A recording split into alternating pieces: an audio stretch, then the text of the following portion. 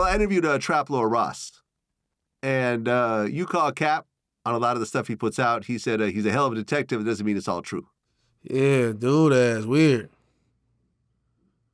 Don't be surprised somebody see him and smack the shit out of him. Because a lot of that shit, you gotta think about it. He putting shit together. He don't know if it's true or not. He talking about tweets, Instagram posts, Facebook posts.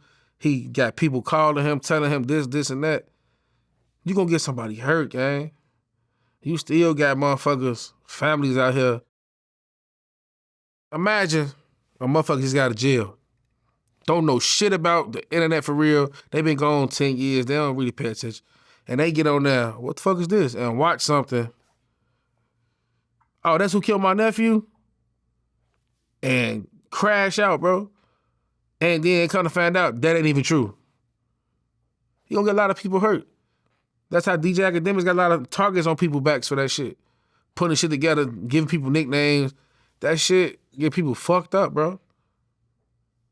And they ain't even from the city. Like, he from motherfucking Ukraine or some shit like. No, he's from England, UK. Yeah, I said UK. Yeah. See what I'm saying? Yeah. He never been to any of those blocks. He be, you know what I'm saying? That shit crazy. I remember he was coming to LA and he was like, yo, should I hire security when I come to LA? I said, well, I mean, if you go to Compton or Inglewood or somewhere, maybe, but if you just on Rodeo Drive or in West LA, you're not going to have any problems, which I was right about. But, listen, what he does, he stands behind, the whole rock with King it? Von. It's not something I would do. It's not something, listen, I have 16 years of footage, on my YouTube channel. I just don't do that. I don't try to play detective and put stuff together and so forth. I give firsthand accounts, like a Keefe D. This is the actual person. This is the last person alive in the car that killed Tupac. If you want to give me a play-by-play, I will put it out. But I'm not going to sit there and put together my theories and so forth. I'll talk to people who are actually there. They'll give me their accounts, and I'll leave it at that. But I don't go through tweets and everything else like that. But that's so basically, it's not my you thing. with the whole, go ahead, tell it yourself. I'll post it for you. Well, if you want to tell on yourself, I'm usually very careful. If it's an open case, I won't even ask about it. Now, if you did your prison time, you've earned your right to tell your story, right? Yeah, you tell what the fuck you want to tell after you did your time for the shit. They can't do shit to you no more. Exactly. And that's most of my interviews, is people that have done time and are telling the story about what they did that they gave up part of their lives for.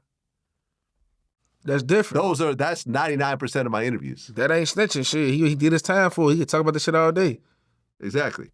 But like I said earlier, outside of Keefe D, you can't find a single situation where someone said something on VladTV and then that was used in a case to then put them in prison. I told you, I'm going to do my homework. And next time I come back up here, we're going to look into that. But do your homework. For the fact, though, you don't need no more. I got the Keefe D shit. They using that. Okay. They are. Just saying, and he also wrote a book about it. You should send folks some money, man. I've paid him for those interviews. In fact, before he got locked up, he got send him some money while he locked up right now. Well, here's the interesting part about that question, right?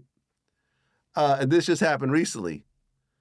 When I interviewed Wack100 about a month ago, I brought up Keefe D, and then he said, yeah. And at the time, Keefe D had a $750,000 bond that he couldn't pay himself.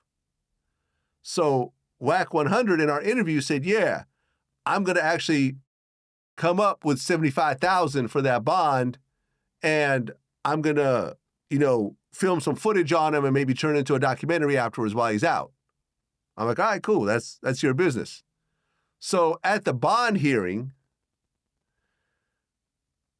Wack100 claimed that the money was a gift, but then they found that interview and they played it in court and said, well, here in this interview, they're saying that the bond is for this reason, so therefore we're going to, reject the bond.